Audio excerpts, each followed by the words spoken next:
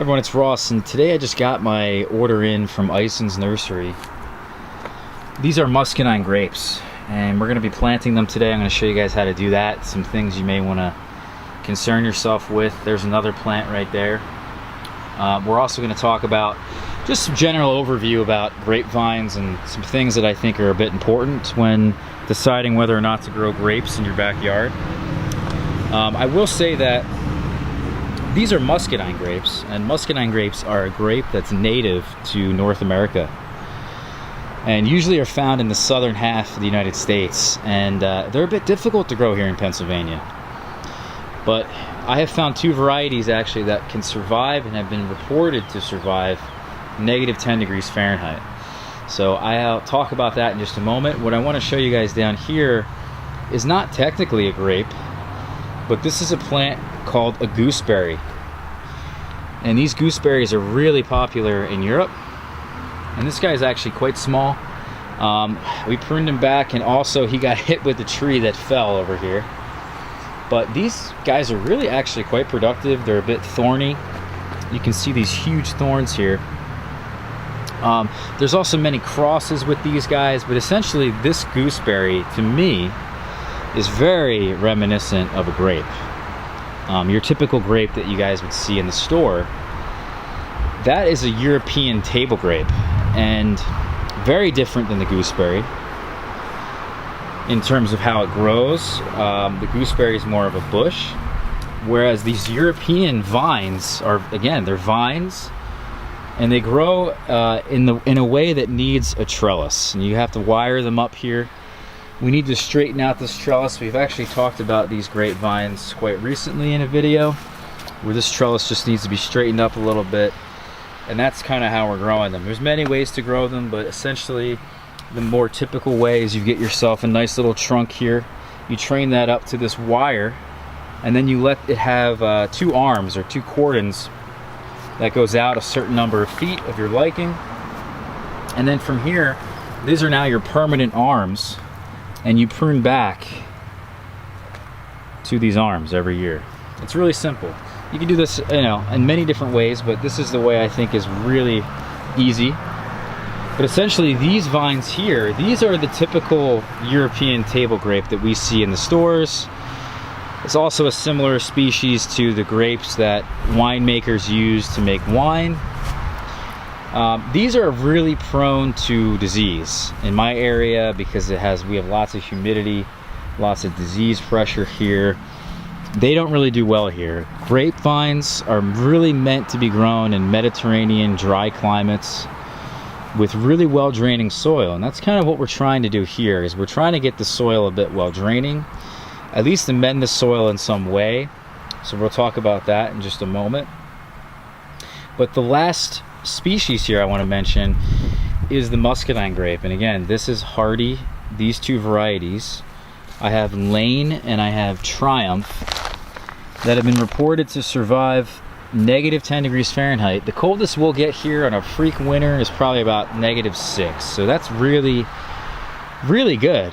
And if that's true, these varieties will be here for a long time. It's very exciting because these particular vines, unlike the European vines, these guys are really disease resistant. Almost nothing bothers them. They're really easy to grow.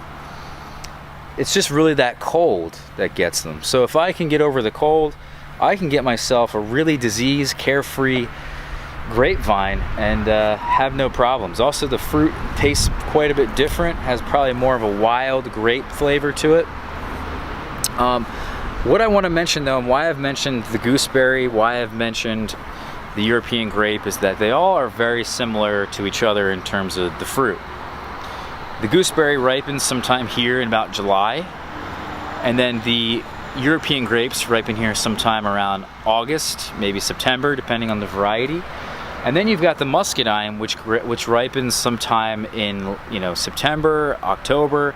It's a fall grape, and what that means to me is that as a backyard grower, I've got successive ripening. I've got crops that will essentially, I can have a grape all season. which I think is really cool and something you really ought to pay attention to. So I'm not just recommending growing muscadines, I'm not just recommending growing European grapes.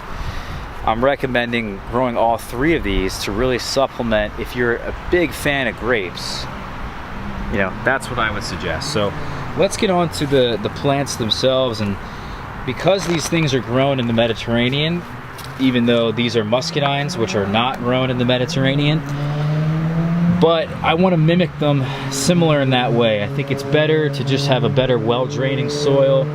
Grapevines really love that. Grapes in historic times really love to be dry farmed. You don't really want to overwater them. You don't want to have too much moisture in your environment. All that moisture is really going to lower that bricks in the fruit. So it's important that when we're planting these guys out, we want to make sure that we've got ourselves a nice well-draining soil. I'm going to put you guys down. This was an old bed. And this old bed, by the way, we had been growing lettuces here. So we've amended the soil over time. We've put in lots of compost over here. The soil's not perfect. I'm not going to lie to you guys. But it's better than nothing. And I don't really have to go to crazy lengths. What I want to do here in my climate is I want to plant this a bit higher. I want to plant this a bit above grade. It's going to really help with that drainage that I was talking about. I know you guys can't really see probably too well, but we're just filling in the hole. We didn't really dig a crazy hole. We didn't go to crazy lengths. You could add some amendments, but I want to add all the amendments on the top layer of the soil. That's where I think it's going to really make the biggest difference.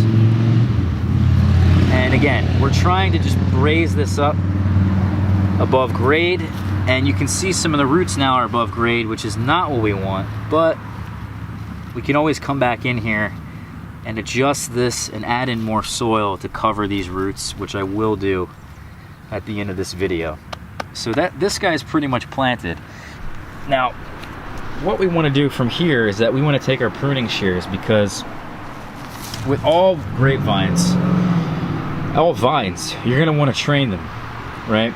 And this particular vine, believe it or not, has one of these trunks over here that's actually super long. Look how long this is. I can't believe it. So what I'm going to do is I'm going to keep that particular long vine, and I'm going to get rid of the rest. Now, why am I doing this? Well, it's pretty simple, because if you look back at my other grapevines and the way we've trained them, is we trained one single stem, one single vine up to this wire. We attached it to the wire, and then once it got to the wire, we said, okay, now you can grow sideways, and we've attached that growth then to the wire sideways. And it's formed that permanent structure. So we want to do the same exact thing. And usually when you plant these things, especially for the first time, this thing should not already be above the wire. That's pretty unheard of. These are really vigorous plants, I would imagine. So what I'm thinking here is that we're going to prune this back even further. And I think this is just a good idea in general, is that whether it's an apple tree, whether it's any kind of bare-rooted plant, but you know, a plum, whatever it is, when you get that thing from the nursery, they mail that to your house, you want to cut it back. It's just a better practice. Yeah, the plant's not going to be as big, but in the long run, it's going to work out to your favor, I promise you. So what we're going to do is we're actually kind of going to cut it back. Probably, I may even just let it, because it's already hitting that top wire, which is incredible. I may only take out, you know, this top growth up here. And essentially what I'll do is I can even, if I wanted, I even have the beginnings here of a cordon system, and I can tie this to the right, and then tie this one here on the left that my pruning shears are pointing to. I can tie that one to the left. So we can already have our form pretty much ready to go. But what's going to happen, I would imagine, is that this thing's going to try to fruit. It's not the strongest plant in the world. We really probably should let it grow for this entire year, Don't let it do anything crazy. Give it a chance to form a really deep, strong root system here and get ourselves a nice structure for next year and get ourselves the production then. So that is essentially the video, guys. We could talk a little bit more about this, I'm sure, but I think a lot of you guys get the point. So yeah, that's my suggestion with the grapes. If you're doing this in a backyard setting, don't just grow the grapes that are actually ridiculously difficult to grow. You know, you're gonna have to spray the European grapes. You're gonna have to do something with them, unless you live in that perfect climate. Get yourself some gooseberry, get yourself some muscadine, and these guys are pretty much problem free. All right, take care, everybody.